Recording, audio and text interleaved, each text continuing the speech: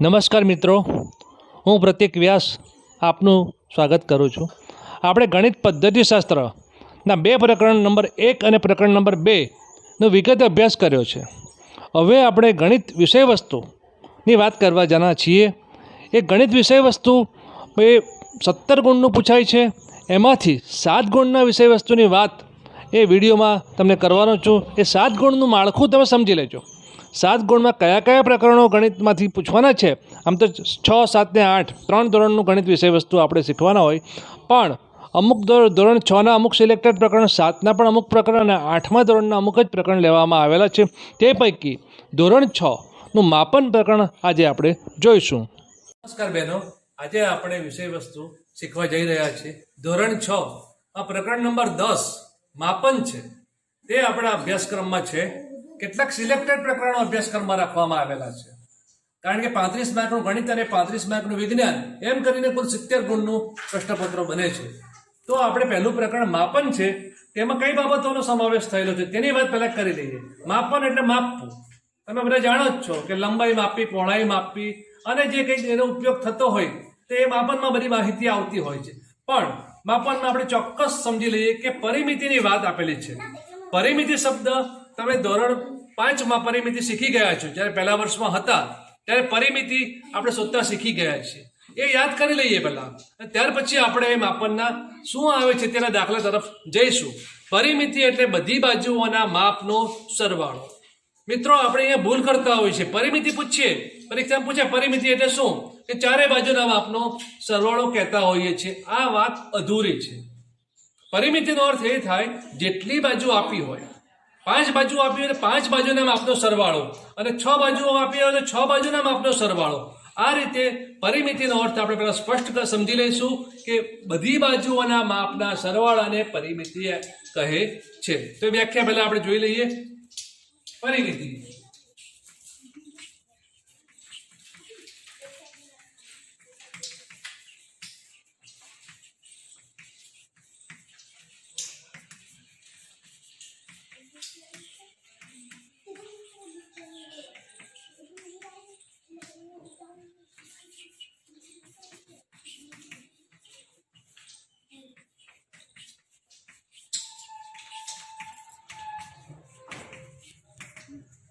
બધી બાજુઓના માપના સરવાળાને આકૃતિની પરિમિતિ કહે છે. કેટલીક વાર તમને અનિયમિત આકૃતિ આપી હોય છે અને કહે છે એની પરિમિતિ શોધો, તો ત્યારે દરેક બાજુના માપ કેટલા છે તેના પરથી આપણે સરવાળો કરશું બાજુઓના માપનો, અને એ જે જવાબ આવશે એની પરિમિતિ કહીશું. હવે આપણે ચોક્કસ આકૃતિ એ વાત કરીશું. તો ચોરસ અને લંબચોરસની પરિમિતિનો ઉલ્લેખ આ પ્રકરણમાં કરવામાં આવેલો છે. તો ચોરસની પરિમિતિનું સૂત્ર પહેલા સમજી લઈશું અને સૂત્ર આધારિત આપણે દાખલા ગણવાના છે. તો ચોરસની પરિમિતિ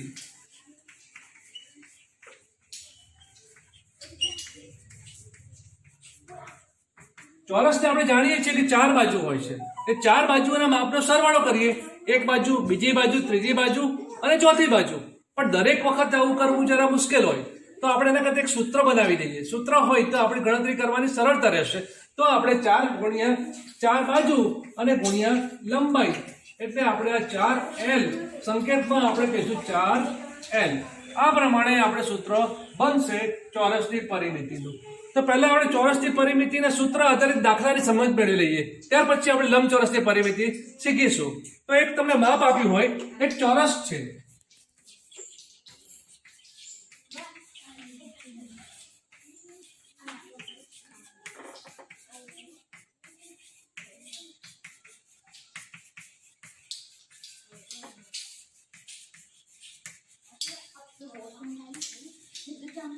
સમજી લઈએ કે એક ચોરસની બાજુનું માપ 4 સેન્ટીમીટર છે.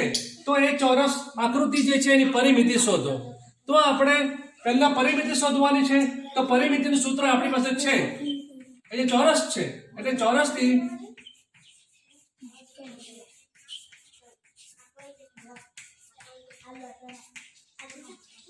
આપણે આ પ્રમાણે પણ લખી શકીએ, 4 ગુણ્યા લંબાઈ.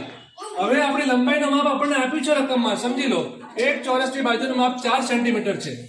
તો આપણે લંબાઈની જગ્યાએ 4 લખીશું. તો 4 ગુણ્યા 4 કેટલા થશે? 4 ચોક 16.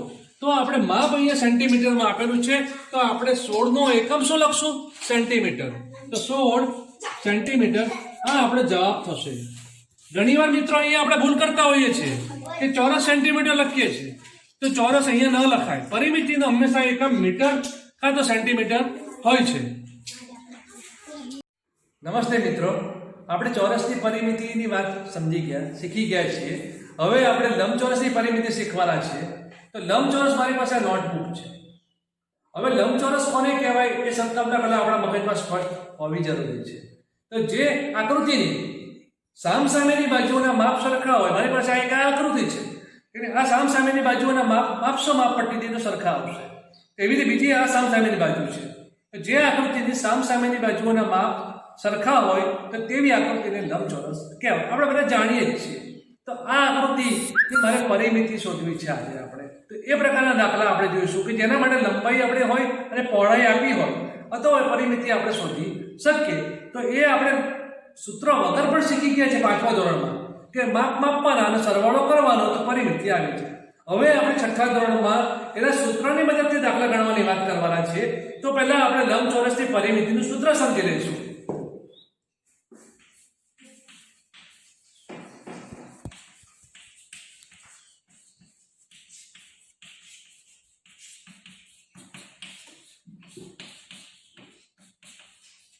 બે કૌંસમાં લંબાઈ વત્તા પહોળાઈ. હવે પ્રશ્ન આપણને એ થાય, આ સૂત્ર ભૂલી ગયા છે, તો એ સૂત્ર મેળવવું કેવી રીતે? પહેલા આપણે એની સમજણ મેળવી લઈએ. તો આપણે સામાન્ય રીતે પરિમિતિની સંકલ્પના આપણા મગજમાં છે કે બધી બાજુઓના માપનો સરવાળો. તો આપણે એ સૂત્ર કેવી રીતે આવ્યું છે એ જ્યારે સમજણ મેળવ્યા પછી આપણે સૂત્રનો ઉપયોગ કરીને દાખલા ગણીશું. તો લંબચોરસની પરિમિતિ બરાબર બધી બાજુઓના માપનો સરવાળો.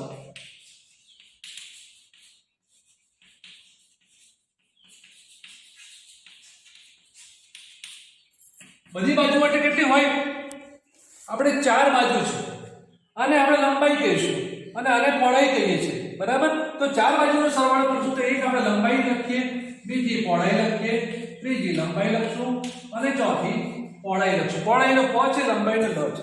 એ રીતે આપણે લઘુત્તમ લખીએ છીએ. હવે આને સૂત્ર બનાવશું તો લંબાઈ 2 વખત છે એટલે એ લખાશે 2 ગુણ્યા લંબાઈ વત્તા પહોળાઈ પણ 2 વખત છે એટલે 2 ગુણ્યા પહોળાઈ લખાશું. હવે આ માને આ બંને પદમાં 2 સામાન્ય છે, બંને પદમાં 2 સામાન્ય છે, 2 ને આપણે બહાર કાઢશું સામાન્ય, તો કૌંસમાં આવશે લંબાઈ વત્તા પહોળાઈ. તો આ સૂત્ર આ રીતે બને છે. આપણે ભૂલી જ ગયા હોય તો યાદ કરી શકાય એના માટે આ સમજણ આપણે શિક્ષક તરીકે આપણી પાસે હોવી જરૂરી છે. બાળકો તો સૂત્રને મદદથી દાખલા ગણશે, પણ શિક્ષક તરીકે આપણે જાણતા હોવા જોઈએ કે આ સૂત્ર કેવી રીતે બને છે. તો મિત્રો આ સૂત્ર તમે જોયું, 2 કૌંસમાં લંબાઈ વત્તા પહોળાઈ. હવે આપણને માપ આપ્યા હોય, લંબાઈ આપી હોય અને પહોળાઈ આપી હોય, તો એની મદદ આ સૂત્રની મદદથી આપણે એની પરિમિતિ શોધવાના દાખલા આપણે સમજવાના છીએ. તો એક દાખલો જોઈ લઈએ.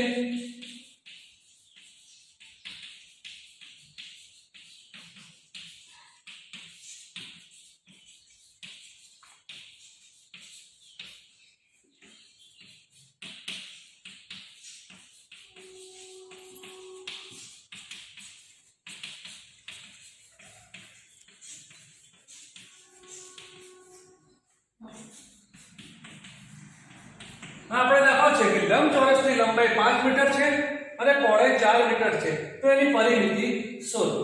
પરિમિતિ શોધવા માટે લંબાઈ અને પહોળાઈના માપ આપણી પાસે હોવા જરૂરી છે. તો સૂત્ર આપણી પાસે છે, તો લખશું લંબચોરસની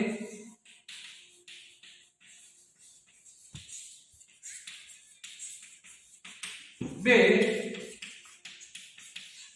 આ સૂત્ર આપણે યાદ રાખવાનું છે કે લંબચોરસની પરિમિતિનું સૂત્ર 2 કૌંસમાં લંબાઈ વત્તા પહોળાઈ થશે. હવે આપણે લંબાઈની જગ્યાએ લંબાઈનું જે માપ આપણને આપ્યું છે રકમમાં તે લખીશું. તો વાંચશું તો લંબાઈ 5 મીટર છે તો 5 લખીશું અને પહોળાઈ છે 4 મીટર, તો અહીંયા પહોળાઈની જગ્યાએ 4 લખશું. હવે આપણે સાદુરૂપ જ આપવાનું છે કે 2 લખવાના, 5 વત્તા 4 એ થાય 9. અને હવે શું કરવાનું છે? 9 અને 2 નો ગુણાકાર, તો 9 દુ 18. હવે ફરી યાદ કરી લઈએ આપણે કે એકમ લખવાનો છે. તો એકમ લખવામાં અગાઉ કીધું તે પ્રમાણે શું આવશે? પરિમિતિનો એકમ મીટર અથવા સેન્ટીમીટર। અહીંયા માપ આપણને શેમાં આપ્યા છે? મીટરમાં। તો મિત્રો આપણે આનો એકમ લખશું 18 મીટર। આ આપણો જવાબ આવ્યો। આ રીતે પરિમિતિનું માપ આપણે શોધી શકીએ। પરિમિતિ શીખી ગયા, લંબચોરસની પરિમિતિ શીખી ગયા, એનું ચોક્કસ સૂત્રો છે, સૂત્રની મદદથી આપણે શીખી ગયા। પણ જ્યારે આવી આકૃતિ આપણને આપી હોય, નથી ચોરસ પણ છે, ત્રિકોણ છે, બધા અનિયમિત આકાર છે, તો આની પરિમિતિનું સૂત્ર શું? તો આનું કોઈ ચોક્કસ સૂત્ર નથી। પણ જે આપણી પાસે સમજણ છે કે પરિમિતિ એટલે બધી બાજુઓના માપનો સરવાળો, તો આ આકૃતિમાં જેટલી બાજુ છે એના માપનો સરવાળો કરશો એટલે આકૃતિની પરિમિતિ આપણને મળશે। તો આપણે જોઈ લઈએ કેટલી બાજુ છે। આ એક બાજુ, આ બીજી, આ ત્રીજી, આ ચોથી, આ પાંચમી, આ છઠ્ઠી અને સાતમી, 7 બાજુ વાળી આકૃતિ છે। તો 7 બાજુના માપનો સરવાળો કરશું તો એ આકૃતિની પરિમિતિ આવશે। પણ અહીંયા જો તમે જોઈ શકો છો કે આ બાજુનું માપ આપણને આપ્યું નથી, તો માપ આપણે શોધવાનું છે ના, એ માપ આપણે વિચારવાનું છે કે સામેની બાજુ 4 છે તો આપણે આ બાજુનું માપ 4 સેન્ટીમીટર હોઈ શકે, એટલે આપણે આ 4 છે એ ગણતરી કરીને આપણે ચાલવાનું છે। એવું આ માપ આપણને નથી આપ્યું, તો આ જે ત્રિકોણનો આ ભાગ છે તે 3 સેન્ટીમીટર છે, તો આ પણ 3 જ હોય તેમ આપણે અનુમાન કરીને આગળ ચાલવાનું છે। હવે કયું માપ રહી ગયું? આ માપ। તો આ માપ અને આ માપ સરખું છે, તો આ 2 છે, તો આ 2 છે। હવે આપણી પાસે 7 બાજુના માપ આવી ગયા છે। હવે એનો આપણે પરિમિતિ શોધવી હોય તો સરવાળો કરશું। પરિમિતિ જેટલી બાજુ છે એનો સરવાળો 2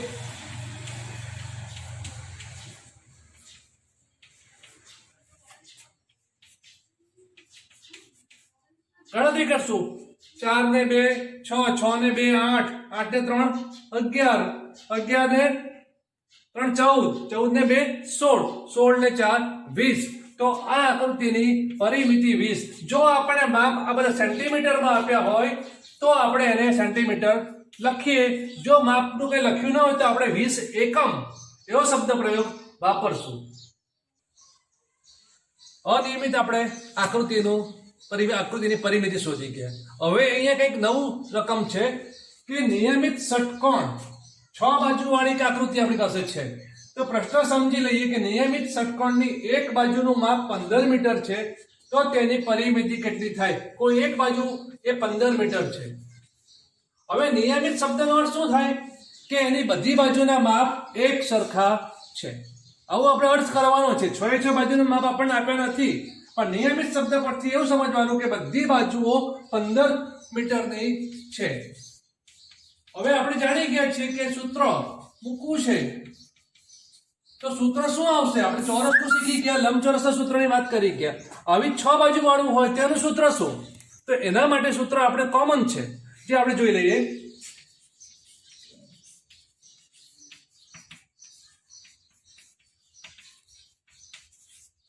આ સમજી લઈશું, આ સૂત્ર દરેકમાં કામ લાગશે। 6 શું છે? બાજુ ગુણ્યા લંબાઈ, જેટલી બાજુ હોય એને લંબાઈ વડે ગુણશો એટલે સૂત્ર બની જશે। જો 5 બાજુ વાળી આકૃતિ આપી હશે તો 5 ગુણ્યા લંબાઈ, જો 8 બાજુ વાળી અષ્ટકોણ હશે તો 8 ગુણ્યા લંબાઈ કરશું, તો સૂત્ર કોમન દરેકમાં આ લાગુ પડશે। હવે આપણે લંબાઈનું માપ જોઈ લઈએ।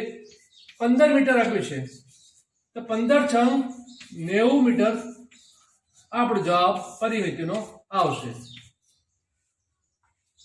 હવે એક બીજો દાખલો આપણે સમજવા પ્રયત્ન કરશું કે પિંકી 75 મીટરની લંબાઈ વાળા ચોરસ મેદાનની ફરતે દોડે છે, તો તે કેટલા મીટર દોડી હશે? કેટલા મીટર દોડી તેનું માપ આપણે શોધવાનું છે। અહીંયા આપણે પરિમિતિ શોધો એવું કીધું નથી, પણ આપણે સમજવાપૂર્વક વિચારવાનું છે કે અહીંયા પરિમિતિ ફરતે દોડવાની વાત છે। ફરતે કોઈ પણ કામ કરવાનું આવે એટલે સમજી લેવાનું મિત્રો કે આ પરિમિતિનો દાખલો છે। ક્યારેક તમને ક્ષેત્રફળની પરિમિતિમાં ગોટાળો થતો હોય છે, તો આ એક સંકલ્પને સ્પષ્ટ સમજો કે જ્યારે ફરતે કામ કરવાનું હોય તો તમારે આ પરિમિતિનો દાખલો સમજીને તેનું સૂત્ર મૂકવાનું થશે। તો અહીંયા આપણે ચોરસ મેદાન દોર્યું છે, આ મેદાન છે, એનું માપ 75 મીટર લંબાઈ છે। ચોરસ હોવાને કારણે બધા જ માપ 75 હોય એ આપણે અગાઉ શીખી ગયા છે। ચોરસની ચારેય બાજુના માપ સરખા હોય છે, તો આ પણ 75, આ પણ 75, આ પણ 75 અને આ પણ 75। હવે આ વાતથી ચોરસથી, હવે આમાં ક્યાંય પરિમિતિ શોધવાની નથી, પણ આપણે સમજી ગયા છીએ, હવે તમને ખ્યાલ પણ છે કે આપણે પરિમિતિ શોધવાની છે, તો ચોરસની પરિમિતિનું સૂત્ર આપણે મૂકશું.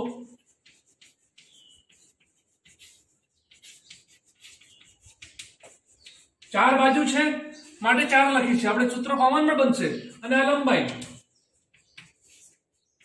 હવે લંબાઈ આપણને કેટલી આપી છે? 75 મીટર છે. તો આપણે અહીંયા લંબાઈ 75 મીટર લખશું. એટલે 75 ગુણ્યા 4 કરશું, તો 75 ગુણ્યા 4 આપણે આ પ્રમાણે કરીએ તો 5 ચોક 20, 2 7 ચોક 28 ને 2 30, તો 300 આવશે. તો આનો જવાબ 300 મીટર આવશે. અને છેલ્લે લખીશું કે પિંકી મેદાનની ફરતે 300 મીટર દોડી હશે. હા, આપણે જે માગેલો જવાબ આ પ્રકારનો છે. આટલો જવાબ લખશું તો અધૂરો જવાબ કહેવાશે. જે કંઈ આપણે કીધું છે કેટલા મીટર દોડી, તો છેલ્લે આ રીતે લખવું પડે કે પિંકી મેદાનની ફરતે 300 મીટર દોડી હશે. ચાલો હવે આપણે આગળ એક બીજો દાખલો જોઈએ.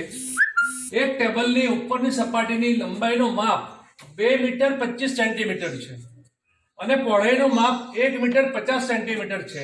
તો આ સપાટીની પરિમિતિ શોધો. અહીંયા પરિમિતિ સ્પષ્ટ શબ્દમાં કહી દીધું છે કે પરિમિતિ શોધવાની છે.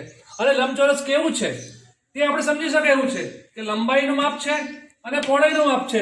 એનો અર્થ એવો થયો કે આ લંબચોરસ ટેબલ હોવું જોઈએ. તો આપણે જે પરિમિતિનું સૂત્ર મૂકશું કે લંબચોરસની પરિમિતિનું સૂત્ર મૂકવું પડે. તો એ આપણે પહેલા જોઈ લઈએ.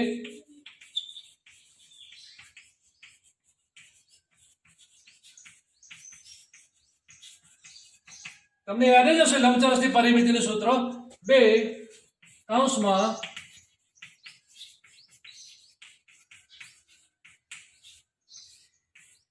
આપણે કાલે સૂત્ર શીખી ગયા છે કે 2 કૌંસમાં લંબાઈ વત્તા પહોળાઈ. અહીંયા જુદું શું છે? જુદી વસ્તુ એ જ છે કે માપ છે આપણે મીટર અને સેન્ટીમીટરમાં આપેલા છે. તો આ 2 મીટર 25 સેન્ટીમીટરને મીટરમાં પહેલા ફેરવવા પડે. આ માપ જે છે 2 મીટર અને 25 સેન્ટીમીટરને મીટરમાં ફેરવવા પડશે. તો 2 મીટર વત્તા 25 ભાગ્યા 100. સેન્ટીમીટરને મીટરમાં ફેરવવા હોય તો 100 વડે ભાગાકાર કરવો પડે. આવું આપણે ગયા વર્ષે શીખી ગયા છે પહેલા વર્ષમાં. તો આનો અર્થ આમ થાય કે 25 ભાગ્યા 100 2 મિનિટ છે, 2 સ્થાન પછી દશાંશ ચિહ્ન મૂકવાનું છે. 0.25 આમ લખાય. 25 ને છેદમાં 100 છે એને દશાંશમાં લખવું હોય તો 0.25 લખાય, કારણ કે 2 શૂન્ય છે, 2 સ્થાન પછી દશાંશ ચિહ્ન મૂકવાનું. આ વાત આપણે શીખી ગયેલા છીએ. હવે આનો સરવાળો કરશું તો 2.25. હવે આપણી લંબાઈ થઈ. તો લંબાઈની જગ્યાએ આપણે 2 મીટર 25 સેન્ટીમીટર ન લખતા 2.25 લખીને આગળ વધવું પડશે. આ વસ્તુ નવી છે આપણા માટે. 2 લંબાઈ, તો લંબાઈની જગ્યાએ લખશું 2.25. હવે દરેક વખતે પછી આ ગણતરી કરવાની જરૂર નથી, આ સમજણ માટે છે. તો પહોળાઈની જગ્યાએ શું લખી શકીશું? 1 મીટર 50 સેન્ટીમીટર છે તો 1 પછી દશાંશ ચિહ્ન અને 50, આવું આપણે કરી શકીએ. 1.50. હવે શું કરવાનું છે? આ બંનેનો સરવાળો કરવાનો છે. એ આપણે સરવાળો કરીએ કે 2.25 વત્તા 1.50. 5 5 ને 2 7, દશાંશ ચિહ્ન નીચે દશાંશ ચિહ્ન, 2 વત્તા 1 એટલે 3. તો આ આપણે સરવાળો કરીશું તો એ કૌંસમાં લખીશું 3.75. હવે શું કરીશું? 3.75 ને 2 વડે ગુણાકાર કરવાનો છે. ગુણાકાર સમજી લઈએ. ગુણ્યા 2. 5 દુ 10, વધી આવી 1, 7 દુ 14 ને 1 15, વધી આવી 1, 3 દુ 6 ને 1 7. હવે ઘણી વાર મિત્રો ભૂલ થાય છે કે દશાંશ ચિહ્ન ક્યાં મૂકવું? તો અહીંયા 2 સ્થાન પછી દશાંશ ચિહ્ન આપેલું છે 1 અને 2. તો જવાબમાં પણ 2 સ્થાન પછી દશાંશ ચિહ્ન મૂકવું પડે, એટલે કે અહીંયા દશાંશ ચિહ્ન મૂકવું પડશે. તો આપણો જવાબ આવશે 7.50 મીટર. આ આપણી પરિમિતિ આવી ગઈ.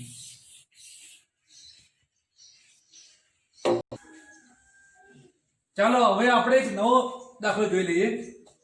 એક ભાગની લંબાઈ 150 મીટર અને પહોળાઈ 80 મીટર હોય તો તે ભાગની ફરતે 3 વાર તાર વીંટાળીને વાડ કરવાની હોય તો કેટલા મીટર તાર જોઈએ?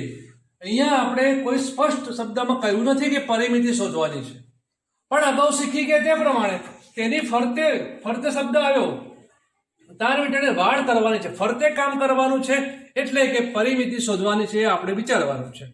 બીજો પ્રશ્ન આપણે એ વિચારવાનો મગજમાં કે ભાગ કેવો છે, કારણ કે માપ પરથી નક્કી થશે કે લંબાઈ અને પહોળાઈ છે, એનો અર્થ ભાગ લંબચોરસ છે. તો હવે આપણે એટલું સમજી ગયા કે લંબચોરસ ભાગ છે અને તેની પરિમિતિ શોધવાની છે, તો એ આપણી પાસે સૂત્ર છે, તો તેનો ઉપયોગ કરશું.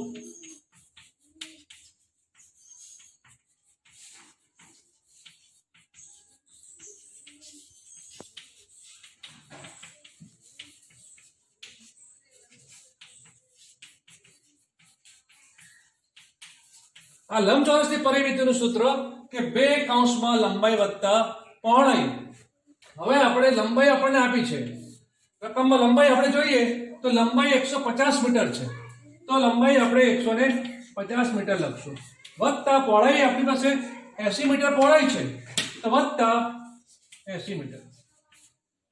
હવે અગાઉ શીખી ગયા તે પ્રમાણે કે 150 અને 80 નો સરવાળો કરવાનો છે, વત્તા 80, 8 ને 2, 10 ને 3, 13 વધી આવે 1, 230 થશે, તો 230 મીટર આનો સરવાળો થશે 150 વત્તા 80. હવે 230 ને 2 વડે ગુણાકાર કરીશું, તો 230 ગુણ્યા 2, તો છેલ્લે શૂન્ય હોય તો છેલ્લે જવાબમાં શૂન્ય લખી દઈશું.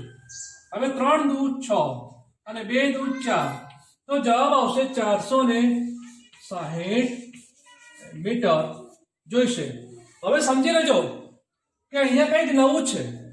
આ તો જે ફરતે વાડ કરવા માટે એક તારની વાડ કરવી હોય તો 460 મીટર તાર જોઈએ, પણ અહીંયા આપણે કેટલા ફરતે કેટલા તાર રાખવાના છે તે જોવાનું છે. રકમમાં આપ્યું છે 3 વાર તાર વીંટાળવાનો છે. જો એક જ વાર તાર વીંટાળવાનો હોય તો આટલા મીટર લંબાઈનો તાર ચાલે, પણ અહીંયા તો 3 વાર છે, તો આપણે આ જે જવાબ આવ્યો તેને 3 વડે ગુણાકાર કરવો પડશે, અને પછી જે જવાબ આવશે કેટલા તારની આપણે જરૂર પડશે. તો ફરીથી ગુણાકાર જોઈ લઈએ. 460 ગુણ્યા 3, શૂન્ય છે, શૂન્ય મૂકી દેવાનું, તો આપણે ગુણાકારમાં સરળતા રહેશે. 6 ગુણ્યા 3, 6 તરી 18 નો 8 બધી આવી 1, 4 તરી 12 ને 1 13, તો 1380 થયા. તો 1380 મીટર તાર ની જરૂર પડશે. આ પ્રમાણે આપણે જવાબ લખશું કે ભાગની ફરતે કરવો હશે તો આટલા મીટર તાર ની જરૂર પડશે.